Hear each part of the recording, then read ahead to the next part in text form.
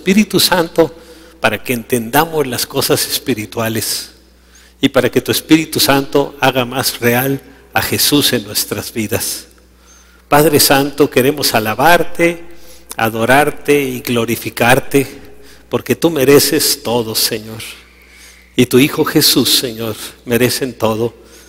Por eso te adoramos, te bendecimos y te pido, Señor, que a través de tu Espíritu nos des entendimiento, comprensión y revelación de tu palabra para que no únicamente quede en nuestra mente, sino que pueda descender a nuestros corazones.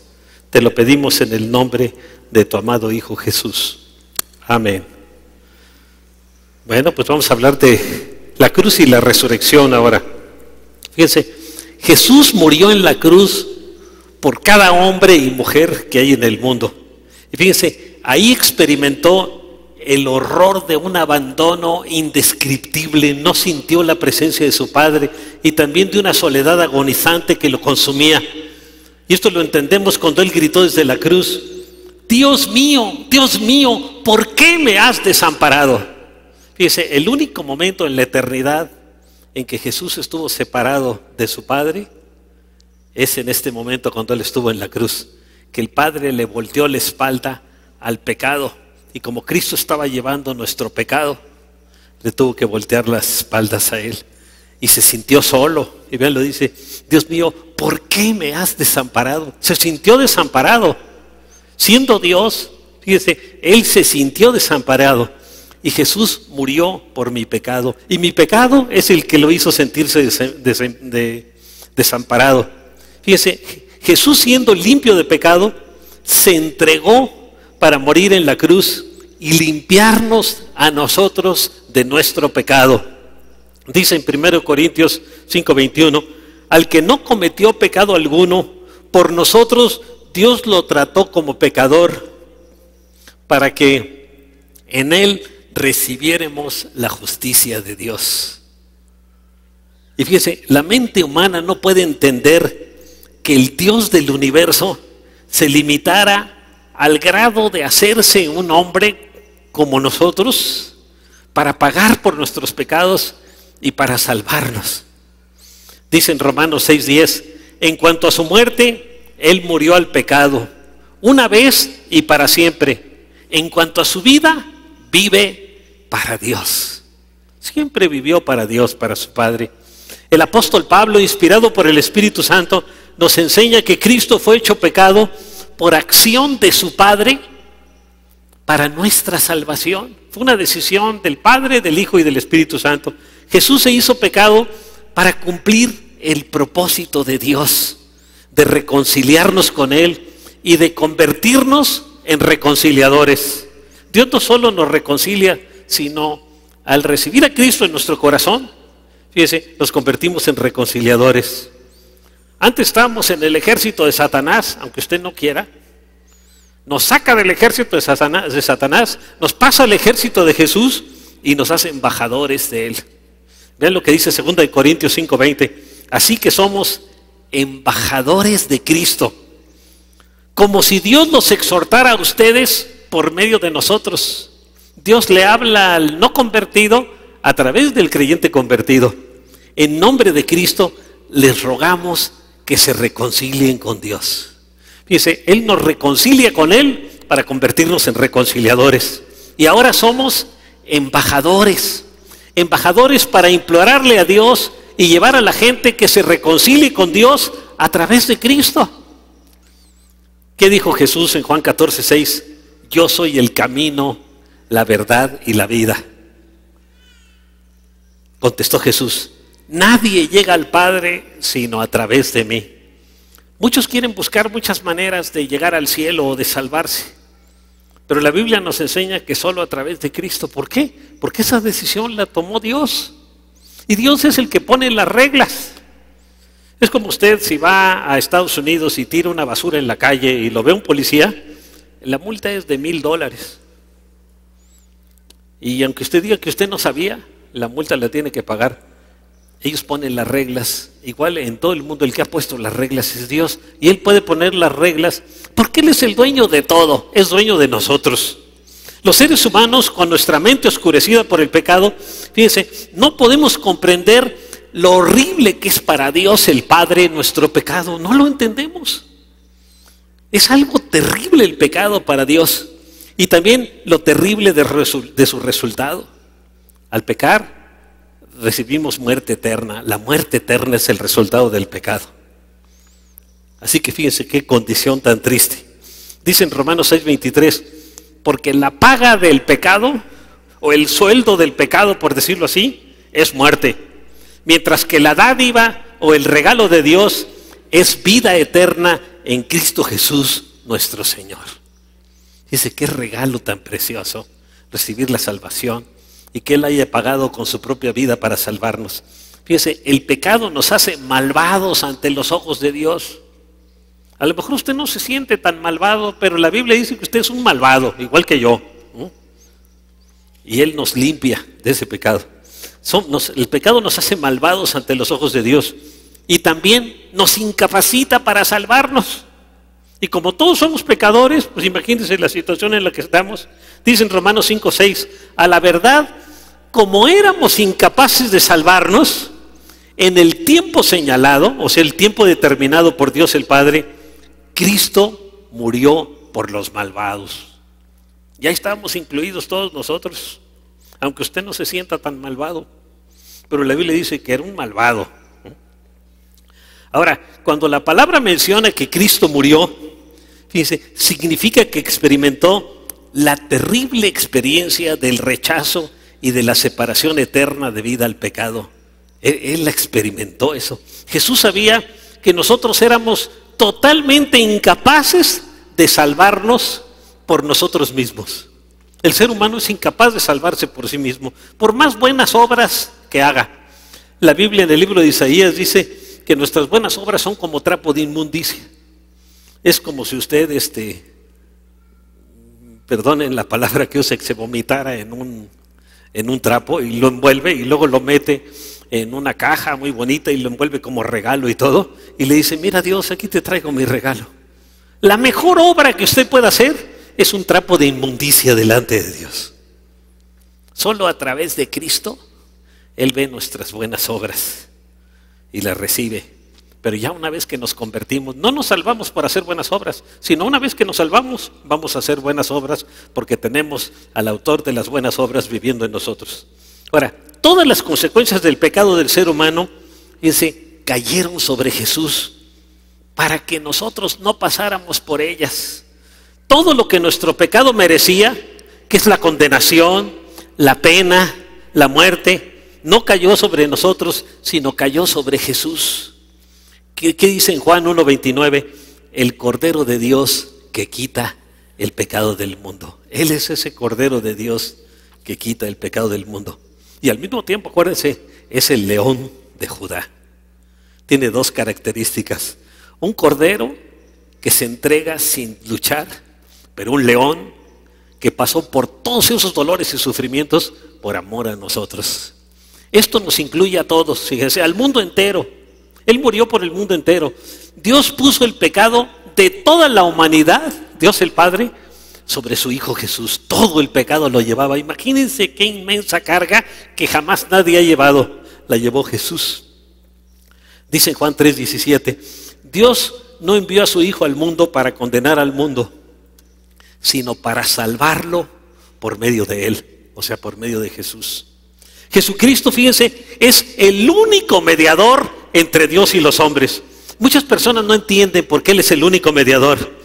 Es el único mediador porque es el único ser, fíjense, en todo el universo que puede representar a Dios porque Él es Dios y puede representar al hombre porque también es hombre. Él es 100% hombre y 100% Dios. Por eso es el único ser en todo el universo que puede ser mediador entre Dios y los hombres, porque Él es 100% hombre y 100% Dios. Y ningún otro ser tiene esa característica, solo Jesús.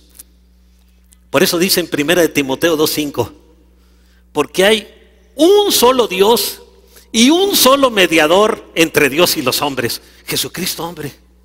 Así que ni san este, ni san el otro, ni san aquel lo pueden salvar más que Cristo. Y eso dice, fíjense, Biblias católicas, protestantes u ortodoxas dicen lo mismo. El único mediador entre Dios y los hombres es Jesucristo hombre. Oye, ¿qué quiere decir? Pues lo que dice. El único es el único, no hay otro, ¿no? Ahora, Dios el Padre, el Espíritu Santo y Dios el Hijo Jesús decidieron que Jesucristo sería el camino y la vida eterna. Dice en Juan 6:47, ciertamente les aseguro que el que cree tiene vida eterna. Tenemos que creer en Cristo para recibir la vida eterna. Ahora Jesús nos dice, a causa de tu pecado y del pecado del mundo, experimenté en mi propio cuerpo y en mi alma la muerte absoluta, el abandono y la total desolación. En mi vida sin pecado y con todo mi ser, tomé el pecado de ustedes y el pecado de todo el mundo. Todo fue puesto sobre mí y abandoné mi vida para el que tuviera fe y total confianza en lo que hice, pudiera conservarla para la eternidad. Qué tremendo lo que Él hizo por nosotros. Ahora, ¿cómo puede ser que continuemos en pecado después de todo lo que Cristo hizo por nosotros? Jesús, fíjese, pagó toda nuestra deuda de pecado y a Él le debemos nuestra salvación. Por eso, fíjense, nuestra identidad se encuentra unida a Cristo a través de la cruz. Fue ahí donde Dios luchó radicalmente contra el pecado, en la cruz. Y es ahí donde Dios quiere que estemos muy unidos con Cristo en su muerte, para que odiemos para siempre el pecado, que lo aborrezcamos y renunciemos a Él. Vean lo que dice Romanos 6, 11 y 12. De la misma manera también ustedes considérense muertos al pecado, pero vivos para Dios en Cristo Jesús. Por lo tanto, no permitan ustedes que el pecado reine en su cuerpo mortal, ni obedezcan sus malos deseos. Oye, ahora hay una corriente moderna que está enseñando que como somos salvos por gracia, y es cierto, a mí me encanta la palabra gracia, porque si no fuera por la gracia de Dios estaríamos en una completa desgracia, ¿no? Pero abusan de la gracia, dice, como yo soy salvo por gracia, ahora puedo vivir en pecado. Hay congregaciones que predican eso y enseñan eso, y la gente puede vivir en pecado porque ya son salvos. Yo ya soy salvo y ya nadie me va a quitar lo que tengo. Y desgraciadamente lo hacen de esa manera. Pero dice aquí, considérense muertos al pecado, pero vivos para Dios en Cristo Jesús. Por lo tanto, no permitan ustedes que el pecado reine en su cuerpo mortal, ni obedezca sus malos deseos. El que los obedece es que es esclavo del pecado y que menospreció la gracia de Dios. El propósito de Dios es que veamos el pecado como Él lo ve, y que sintamos el horror del pecado como lo siente el Padre y como lo sintió Jesús, como lo hizo Jesús, dejando que el Padre crucifique el pecado en nuestras vidas, como crucificó a su Hijo Jesús. Vean lo que dice Romanos 6:6. Sabemos que nuestra vieja naturaleza, la que teníamos antes de convertirnos a Jesús, fue crucificada con Él para que nuestro cuerpo pecaminoso perdiera su poder. Ahora ya el pecado no nos domina. Nosotros podemos caer en el pecado, el cristiano, pero no tenemos que caer en el pecado. De modo que ya no siguiéramos siendo esclavos del pecado. O sea, el cristiano debe ser libre del pecado. Y pecará ocasionalmente, pero inmediatamente que peca, se siente mal porque el Espíritu Santo hace que se sienta mal y le pide perdón a Dios y restablece su comunión con Él. Ahora, cuando no nos damos claramente cuenta que nuestro pecado causó la muerte de Jesús, muchos piensan, ay, esos romanos lo mataron, o los sacerdotes judíos. Un día estaba viendo un programa de televisión de unas entrevistas que había una discusión sobre quién mató a Jesús. Y había teólogos y decían que fueron los soldados romanos, otro que fueron los sacerdotes judíos. Y una niña ahí en el público se paró, que sí conocía la Biblia. A Cristo lo matamos nosotros con nuestros pecados, los judíos, los romanos y todos los que estamos aquí y los que están fuera. Por nuestro pecado somos los que ejecutamos a Jesús. Y es cierto, nuestro pecado causó la muerte de Jesús. Así que no le eche la culpa a nadie. Cuando busque un culpable, empiece con usted. Yo soy el número 1. Ahora, entonces, ¿cómo podemos continuar pecando? Dice en Romanos 6:13, no ofrezcan los miembros de su cuerpo al pecado como instrumentos de injusticia. Al contrario, ofrézcanse más bien a Dios como quienes han vuelto de la muerte a la vida, presentando los miembros de su cuerpo como instrumentos de justicia. Vamos a hacer ya lo correcto. Hoy en día nadie quiere hablar del pecado, fíjese, ni siquiera los cristianos. De alguna manera hemos olvidado todo lo que experimentó Jesús en la cruz por nuestro pecado. Pero cuando pensamos en el sufrimiento y en la oscuridad que vivió el Señor Jesús por nuestros pecados, comprendemos que tenemos que luchar con todas nuestras fuerzas contra el pecado, contra ellos. Dice en Romanos 6:16, ¿acaso no saben ustedes que cuando se entregan a alguien para obedecerlo, son esclavos de aquel al que obedecen? Ya sea el pecado o a la justicia. Claro que lo son, ya sea del pecado que lleva a la muerte o de la obediencia que lleva a la justicia. Así que el cristiano tiene que vivir en justicia, si no, está viviendo como un muerto espiritual. Ahora, debemos de confiar en la completa entrega de Jesús y en la promesa de Dios. Ahí me encanta, ahí en Juan 10:17 y 18 dice, Jesús dice, son palabras de Jesús, por eso me ama el Padre, porque entrego mi vida para volver a recibirla. Nadie me la arrebata, sino que yo la entrego por mi propia voluntad. Tengo autoridad para entregarla y tengo también autoridad para volver a recibirla. Este es el mandato que recibí de mi Padre. Y fíjense, los evangelios nos enseñan que mientras Jesús estaba siendo juzgado, Él permaneció callado. Por ejemplo, ante Herodes. Y dice ahí la escritura en Lucas 23:9, Herodes lo acosó con muchas preguntas, pero Jesús no le contestaba nada. Igual sucedió ante la acusación de los jefes de los sacerdotes, los ancianos, Anás y Caifás, que uno era suegro del otro y se estaban pasando el puesto del sumo sacerdote, ¿no?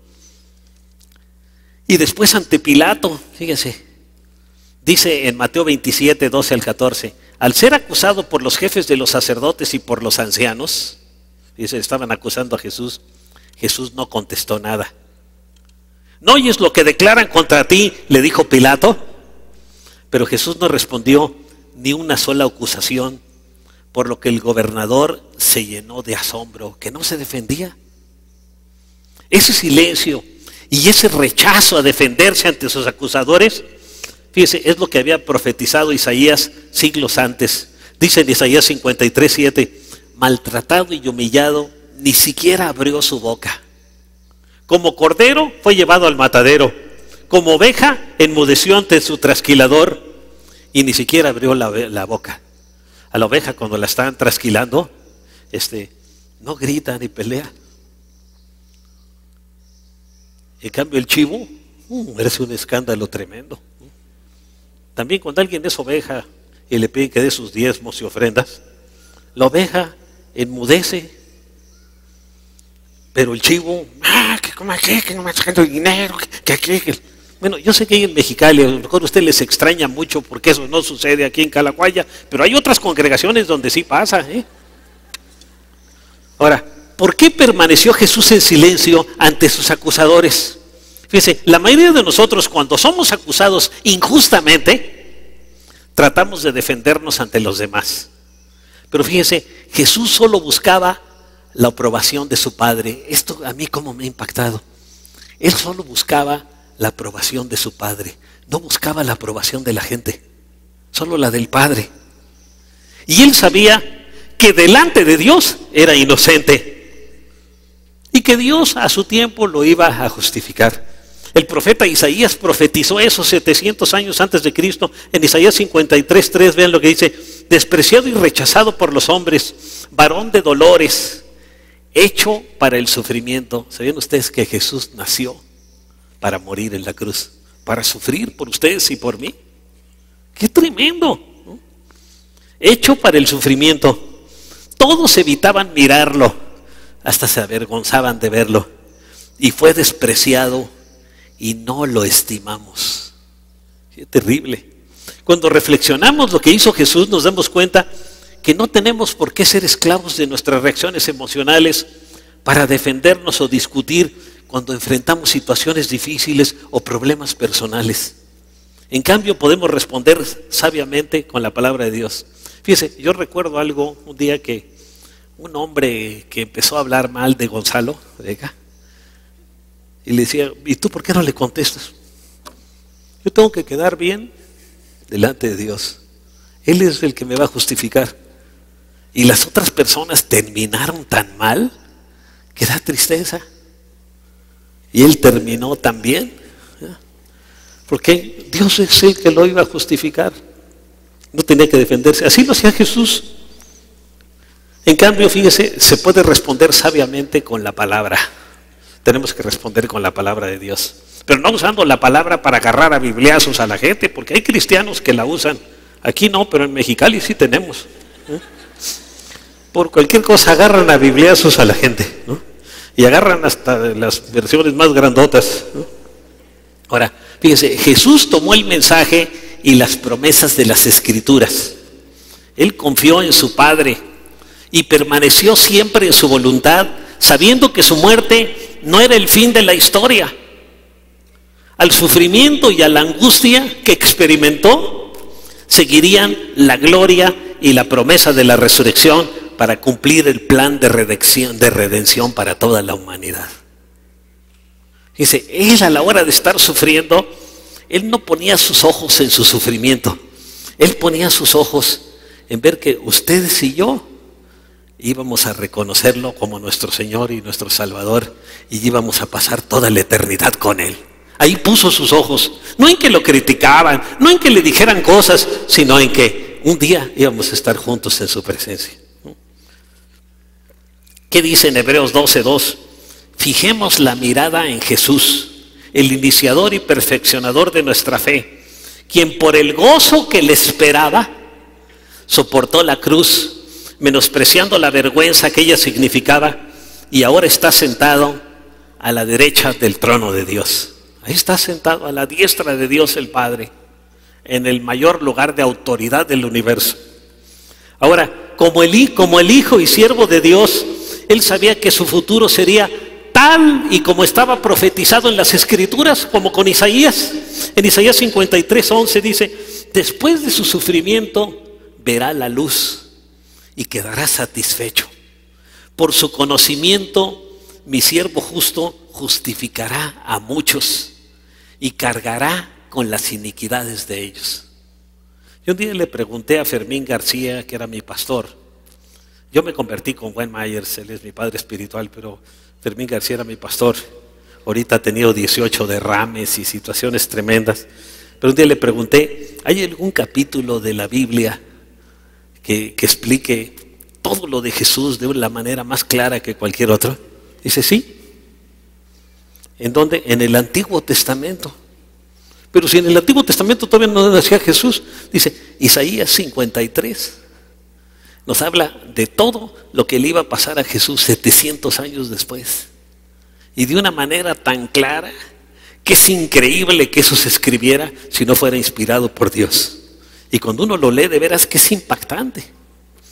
Ahora vamos a hablar de la resurrección, que fue la culminación del propósito de Dios. Fíjense, la cruz no es el fin, fue el medio para alcanzar el fin. Jesús sabía eso. Yo tengo que pasar por la cruz y por el sufrimiento para alcanzar el fin. Nuestra victoria, igual que la de Jesús, viene después de la cruz, a través del poder de la resurrección. Y más allá de esta vida, de esta breve vida, porque la vida en la tierra es breve. ¿Qué dice la Biblia? 70 años es la vida del hombre. Yo ya tengo 69, ¿no? 80 los más robustos. Bueno, yo soy de los más robustos, ¿no? Y después de eso solo es tiempo extra o tiempo de compensación, ¿no? Si fue buen hijo, hay promesas en la Biblia de vivir más años, ¿no? Aunque también el Señor tiene un plan para cada quien. Y una vez que llegamos ahí, se acabó, ¿no? Por más que ore, ya le llegó y el Señor sabe cuándo, cuando el Señor ya lo determinó, ¿no? El apóstol Pablo nos dice en Filipenses 3:10, lo he perdido todo a fin de conocer a Cristo. No le importaba todo lo que tenía, su rancia prosapia espiritual y de la tribu de Benjamín y fariseo de fariseos, ¿no?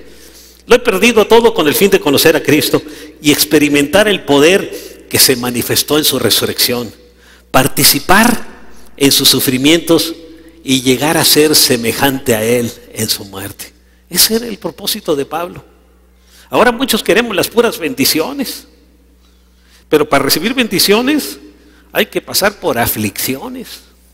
¿Saben que hay una promesa en la Biblia? El Señor Jesús dijo, en el mundo tendréis aflicción. ¿Alguien aquí la ha reclamado? Es una promesa. Usted la puede reclamar, pero no la reclamamos. Pero luego dice, pero confiad, yo he vencido al mundo. Pero por aflicciones, todos vamos a pasar por aflicciones. No importa el llamado, el ministerio que Dios le haya dado, se pasa por aflicciones. Ahí, por ejemplo, con Olivia, con la muerte de Gonzalo, con sus hijos, se pasan aflicciones, ¿no? Pero el cristiano sabe una cosa, dentro de poquito lo veré. Porque la vida que es muy breve. Aun cuando viviéramos todos 200 o 500 años, comparado con la eternidad, es nada, es un suspiro, es una sombra, como dice la Biblia, ¿no? Y vamos a ver a la persona que se entregó al Señor, al que no, pues ese sí es a Dios, ¿no? Fíjense, Dios siempre conecta la cruz con la resurrección.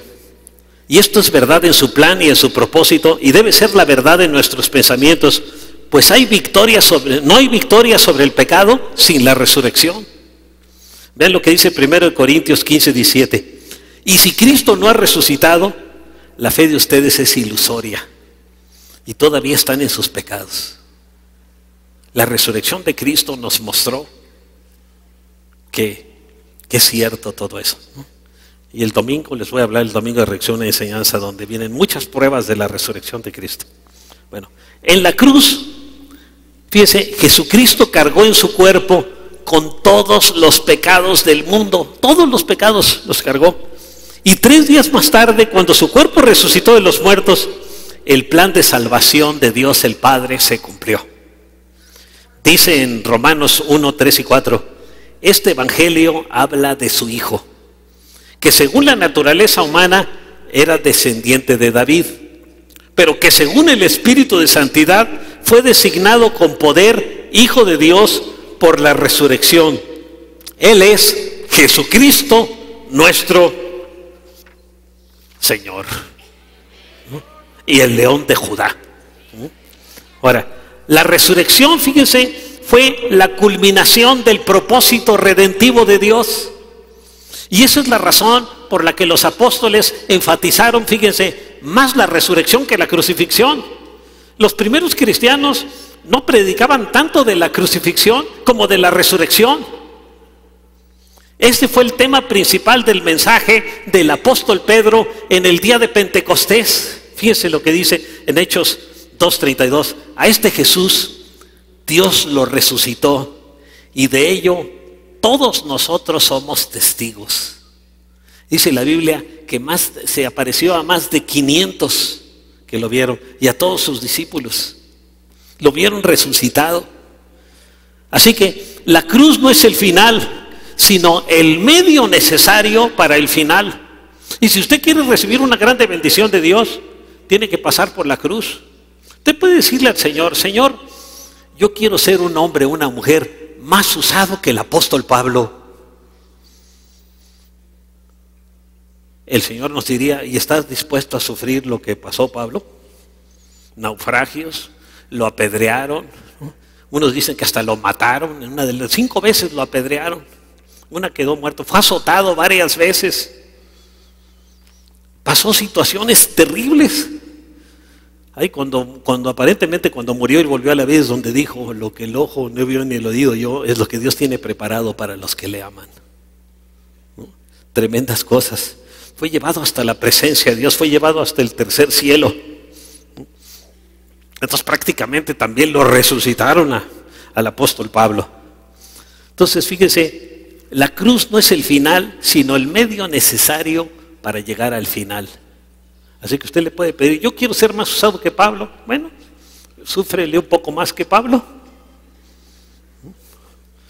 Ahí pueden ver en la Biblia todo lo que pasó Pablo, naufragios, golpes, maltratos constantes, ¿no? Le picó una víbora y por poco se muere, naufragó en barcos, iba en un barco y el barco se hundió, ¿no? Pero 3 veces y lo sacó el Señor, ¿no? Entonces, dice en Mateo 16:21, Jesús relacionaba en todo momento la resurrección con la cruz. Fíjese, en Mateo 16:21 dice, desde entonces comenzó Jesús a advertir a sus discípulos que tenía que ir a Jerusalén y sufrir muchas cosas a manos de los ancianos y de los jefes, de los sacerdotes y de los maestros de la ley, que era necesario que lo mataran y que al tercer día resucitara. Más adelante, caminando rumbo a Jerusalén con sus discípulos, Jesús volvió a decirles, ahora vamos rumbo a Jerusalén, y el Hijo del Hombre será entregado a los jefes de los sacerdotes y a los maestros de la ley. Ellos lo condenarán a muerte y lo entregarán a los gentiles para que se burlen de él, lo azoten y lo crucifiquen, pero al tercer día resucitará. Y fíjense, los líderes religiosos, hay fariseos, muchos que se sabían de memoria los primeros 5 libros de la Biblia, el Pentateuco, de memoria. Acuérdense cuando le preguntaron, Herodes mandó llamar a los líderes religiosos, escribas y fariseos, y les preguntó, ¿dónde van a ser el Mesías? En Belén, Efrata, inmediatamente. Pero cuando él nació en Belén, no se dieron cuenta. A pesar de que tenían el conocimiento, pero mental, pero no creían, no tenían la fe para creer en el Señor. Qué tremendo. Otra situación tremenda es cuando el Señor, fíjense, dicen que fue llevado, el día que lo iban a entregar, fue llevado ante Pilato, dice, y los sacerdotes no quisieron entrar al pretorio para no contaminarse y poder participar de la Pascua. Así que los líderes religiosos participaron del ritual de la Pascua que hablaba de Jesús, de su Mesías, pero no creyeron en él, sino que lo condenaron a muerte. Fíjense qué terrible lo que puede hacer la religiosidad. Puede matar a una persona y practicar el ritual religioso y sentirse muy satisfecho. Por eso nunca basta la religiosidad, debe ser una relación con Dios. El cristianismo no es una religión, es una relación personal con Dios. Es mantener una comunión con Él, conocerlo, ¿no? Vivir con Él cada día. Ahora, desde su entendimiento de las Escrituras y el conocimiento que tenía del corazón de su Padre, fíjense, Jesús sabía que moriría en la cruz, pero también era consciente que iba a resucitar. Tal como les volvió a decir a sus discípulos después de la resurrección y antes de la ascensión a los cielos. Fíjense en Lucas 24, 45 al 47. Dice, entonces les abrió la mente para que entendieran las Escrituras. El Señor ya les había hablado muchas veces y ellos como que no entendían. Como decimos nosotros los mexicanos, no les caía el 20. Y no entendían. Hasta aquí que les abrió la mente para que entendieran las Escrituras y dijo, efectivamente, se escribió hace mucho tiempo que el Mesías debería sufrir, morir y resucitar al tercer día. También se escribió que este mensaje se proclamaría con la autoridad de su nombre a todas las naciones, comenzando con Jerusalén. Hay perdón de pecados para todos los que se arrepientan. Así que si nos arrepentimos, hay perdón de pecados. Pero uno tiene que arrepentirse para recibir el perdón. Es como si a una persona le dice, mira, te voy a regalar $1,000,000 en este cheque. Uno tiene que recibirlo y luego cobrarlo. Así las promesas de Dios hay que recibirlas y luego cumplir sus condiciones para que pasen a ser nuestras. Porque toda promesa de la Biblia tiene una condición. Vean lo que dice 3 de Juan 2. Amado, yo deseo que tú seas prosperado en todas las cosas. Y ahí decimos, aleluya, gloria a Dios, eso es para mí.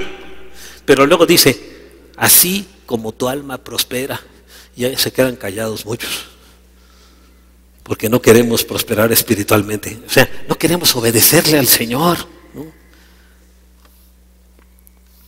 Así que años después el apóstol Pedro enseñaba con toda claridad el mismo mensaje de la muerte y la resurrección de Jesús. Dice en 1 de Pedro 3:18, porque Cristo murió por los pecados una vez por todas, el justo por los injustos. Él siendo justo murió por nosotros los injustos, a fin de llevarlos a ustedes a Dios, de llevarnos a nosotros a Dios. Era la única manera de llevarnos a Dios. Él sufrió la muerte en su cuerpo, pero el Espíritu hizo que volviera a la vida. El Espíritu de Dios. En conclusión, fíjese, la muerte en la cruz y la resurrección de Cristo son nuestra victoria. En una visión de Dios, el apóstol Juan, fíjese, vio lo que en el futuro se cantaría en el cielo. Algo que va a suceder en el futuro. Juan lo vio con anticipación. Y entonaban este nuevo cántico, dice, ahí en Apocalipsis 5:9. Digno eres de recibir el rollo escrito. No se los canto porque si no se salen, porque esto es un canto, ¿no? Porque yo cuando canto, fíjense, solo canto cuando me baño y se va el agua, a veces, así que no es mi don. Como hay personas que quieren predicar y lo único que hacen cuando se ponen a predicar es que se les duermen todos, ¿no? Digo, tú estás bien para el cunero, pero de los lactantes, ¿no?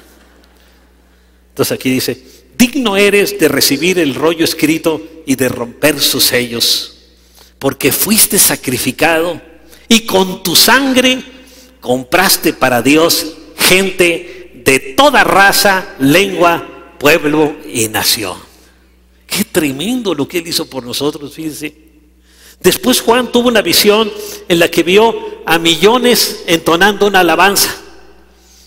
Ven lo que dice Apocalipsis 5:11. Luego miré y oí la voz de muchos ángeles que estaban alrededor del trono y de los seres vivientes y de los ancianos.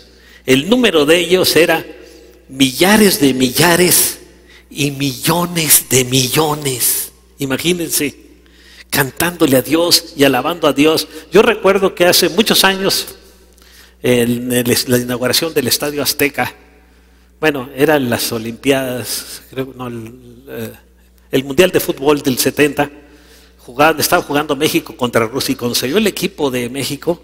110,000 personas hicieron un alarido y se le ponían a uno hasta los pelitos de gallina. Ahora imagínense, millones de millones alabando con todo su corazón, con toda su alma, con toda su mente y con todas sus fuerzas al Rey de Reyes, al Cordero de Dios, al León de Judá. Tremendo, ¿no? Y ahí vamos a estar nosotros. O sea, Juan también nos vio a muchos de nosotros, ¿no? Alabando a Dios. Vamos a orar. Padre, gracias te damos, Señor, porque tú nos amas, Señor. Y tu amor es tan grande que estuviste dispuesto a entregarnos a tu Hijo Jesús para morir en la cruz por nuestro pecado. Y el pecado es tan desagradable delante de tus ojos que solo la muerte y la sangre de tu Hijo Jesús puede pagar por el pecado del hombre. Ayúdanos, Señor, a ver el pecado como tú lo ves, Señor, como algo odioso para ti, Señor. Pero que amemos al pecador, así como tú odiabas al pecado, pero amabas al pecador para llevarlo a una vida de restauración y de comunión contigo. Gracias, Señor, porque aún siendo pecadores, tú nos amaste, Señor.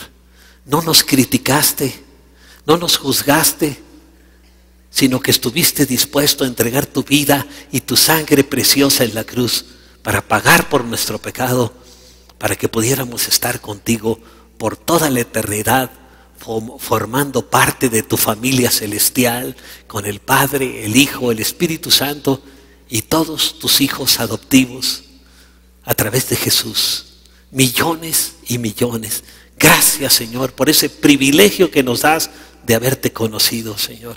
Danos siempre un corazón sensible para reconocer tu gracia y tu amor, Señor. Y danos siempre una visión de cómo el mundo está dominado por el pecado y no pueden ver su condición espiritual porque el pecado les impide verse a sí mismos, Señor. Ayúdanos a interceder por nuestro México para que toda la gente que en México no te conoce pueda llegar a conocerte y para que de México levantes un ejército, Señor, de evangelistas para alcanzar a las naciones. Te lo pido, Padre, en el nombre de tu amado Hijo Jesús, Señor. Amén. Que Dios les bendiga grandemente.